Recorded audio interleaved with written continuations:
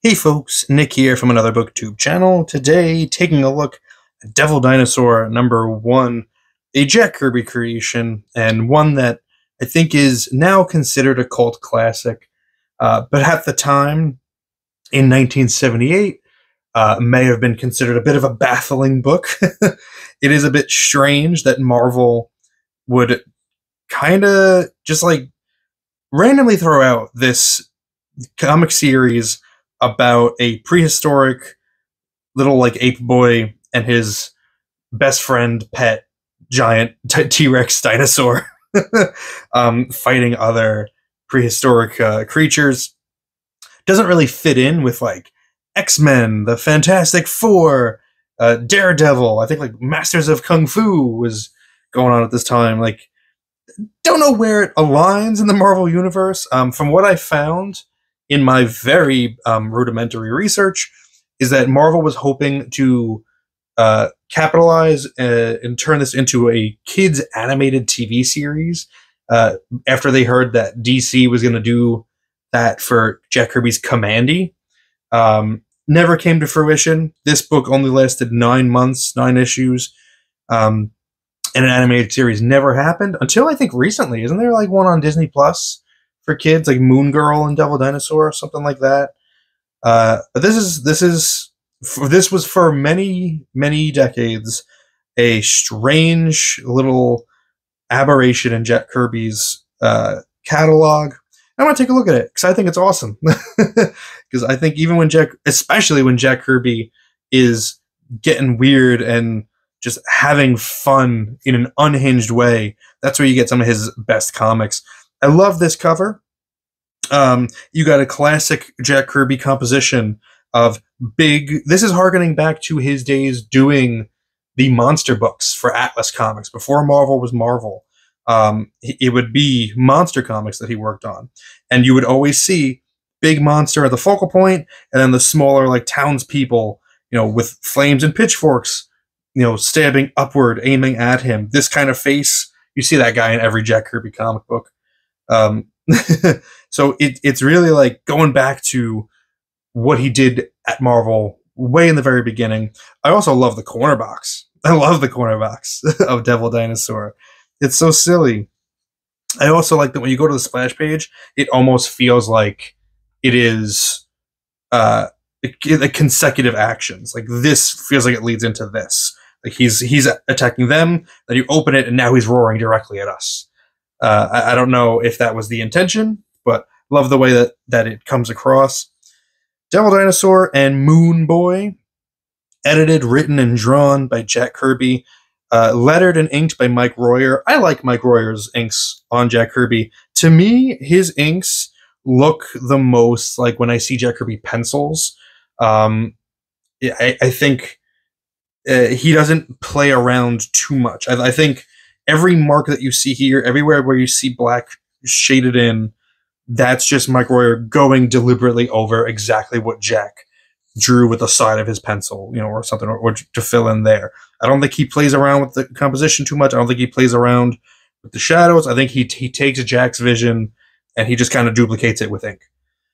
Really like the logo treatment too. So that's good. I think, Mike Royer did the lettering, so he did that.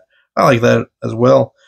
And we start with some dinosaur action. We start right off the bat with dinosaur action, because if there's one thing that Jack Kirby knows, it's that the kids that are reading comic books want action. They want it right now. They want some cool, fun splashes and spreads. And this is a great one. This is something that I particularly note in Kirby's first post-Marvel, or I guess second post-Marvel stint. Once he leaves Marvel at the end of FF 100 in 1970, whatever. I'm really doing myself a service as a comic historian here.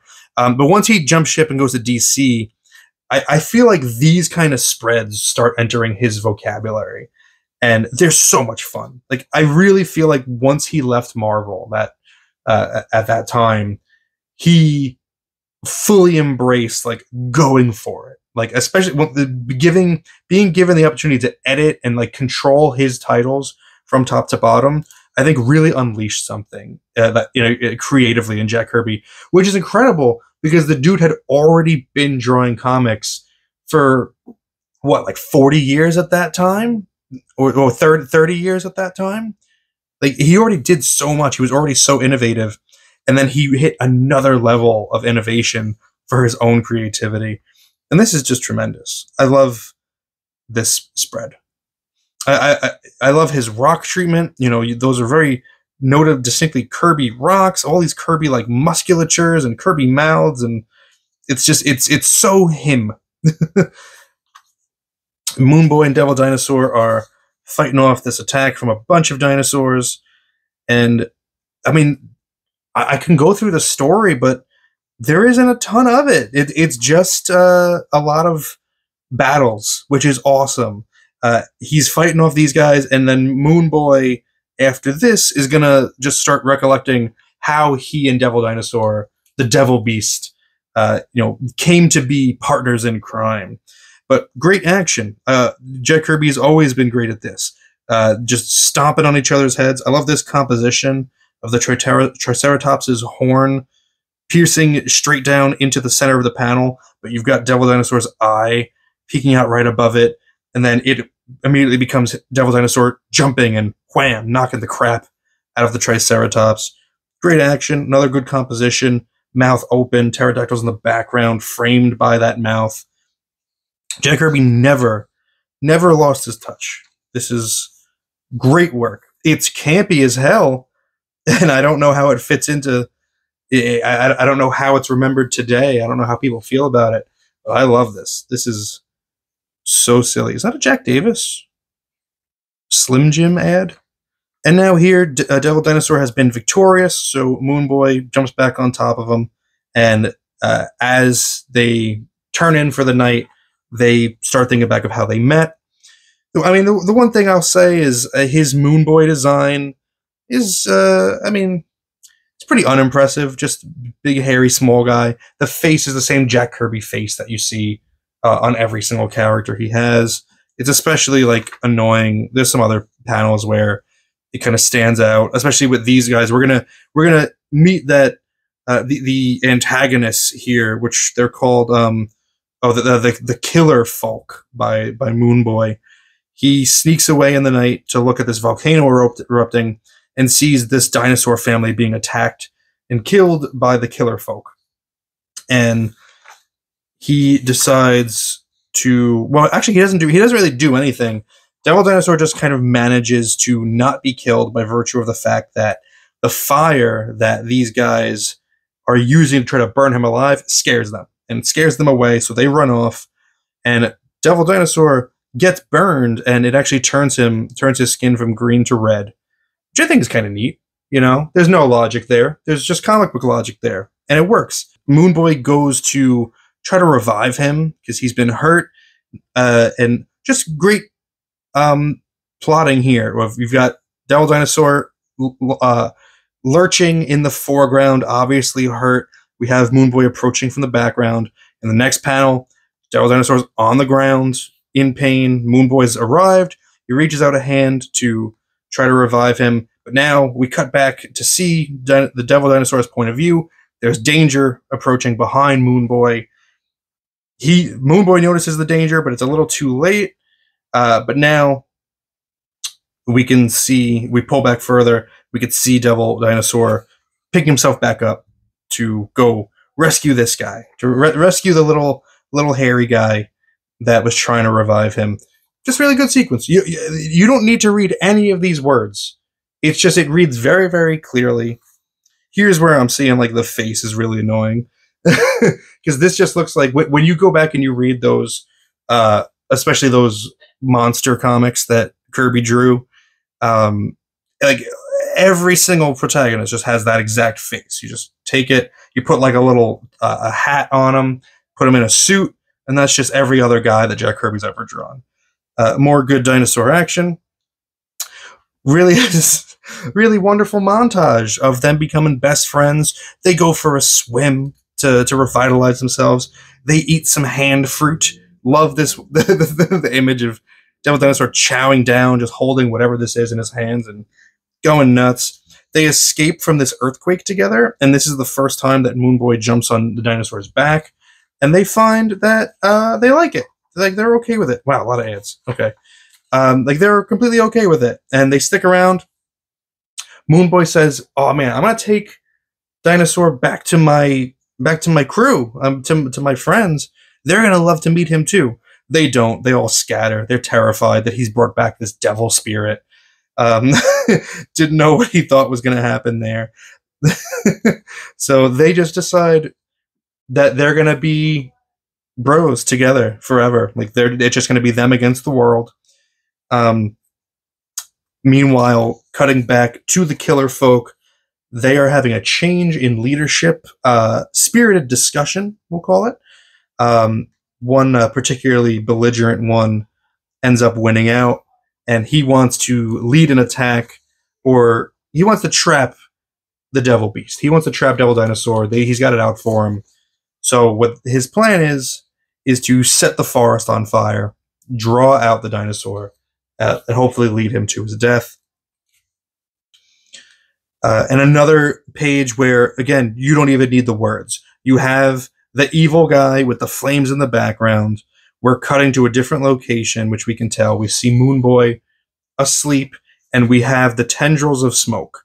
And we're connecting that's the fire. There's the smoke. We got a close-up of Moon Boy, who's now smelling it. He sniffs his nose.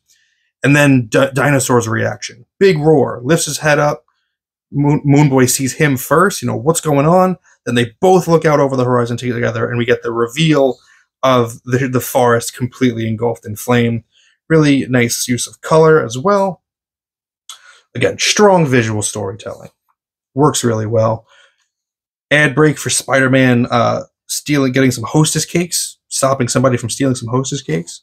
Oh, and an advertisement for How to Draw Comics the Marvel Way. First time it's going to be published. It's a pretty neat little historical context of where we are. And another awesome panel of Jack Kirby getting to draw a lot of creatures all in one space. Different dinosaurs, all clamoring, running all in one direction. And it actually does say here that the dinosaur is making he's like deliberately going towards the danger, and Moon Boy doesn't quite understand why. Meanwhile, the killer folk see him in their sights, and they're preparing for the attack. They've got this big pit. Again, we can see that there's a pit beneath them.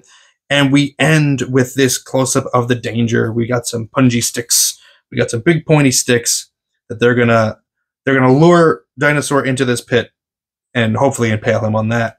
And that's where we end. Next issue is going to be Devil's War.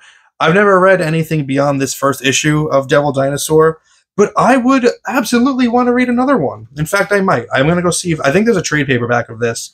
I might go pick that up this weekend. Who knows? I'll see how much it costs. Marvel trade paperbacks are ridiculously overpriced nowadays.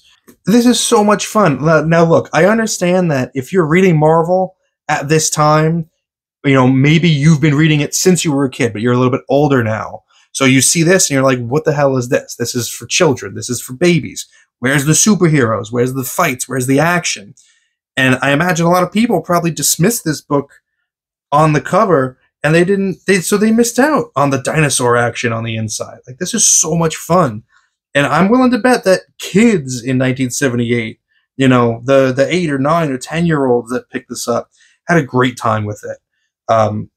So let me know if you were a kid in 78, or if you were reading Marvel at this time. What did you think when this book came out? And what do you think of it now, today? I think it's a lot of fun. Let me know your thoughts in the comments below. Thank you so much for spending some time with me today, but now it's time to get back to reading.